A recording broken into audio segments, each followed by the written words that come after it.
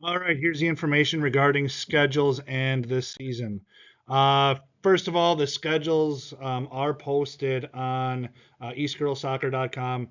There's a schedule tab you can click on. There's a varsity JV game schedule, and then there are two other ones, the B and the C, and varsity and JV, the full program schedule. I put it into a Google, not a Google form, Google Sheets that looks like a calendar, so you can look at day by day and see what's going on. On each day. So we will once again be doing a team snap for each one of the teams to make sure we can communicate out a little bit quicker than looking at a Google sheet that we update. So there will be a team snap, but if you want to put stuff into your calendar ahead of time, you can go ahead and do that with the calendars that we have or the schedule we have out there. Just keep in mind, especially with the B's and the C teams, I overbook field time for your practices. That way, if we have a cancellation because of weather, air quality, whatever, we've got something the next day, hopefully, where we can still practice. It is way easier for us to cancel than it is to add, given the amount of teams and stress that we have on the fields.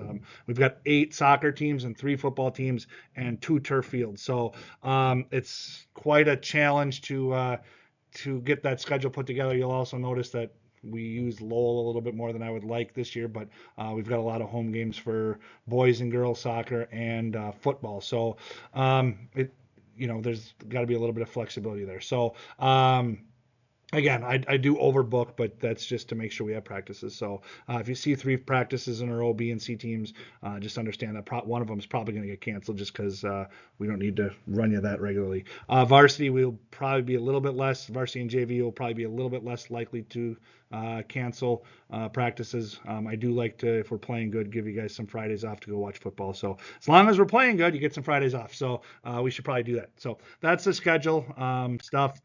In terms of the games and times and locations, varsity and JV should be pretty well set.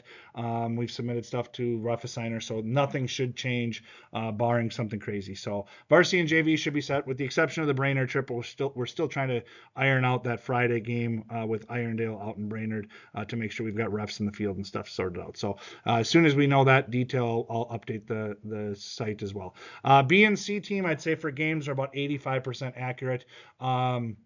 There's always a little bit of movement on the B and C team games, just because there are teams that think they have enough for 3 levels and then they don't, and then there are some teams that more kids show up for tryouts than they were anticipating and having, and then they have a third or a fourth team. So Rolesville, South St. Paul, Brainerd, Bemidji are all kind of in that boat right now, where um, we're hopeful that they have good enough numbers to support a third and a fourth level, but we're not sure. So as those things, as tryouts happen, I communicate with those coaches and we get that stuff ironed out. So just know we're about 85% sure on those games. And I will be looking to add local games once the season gets going.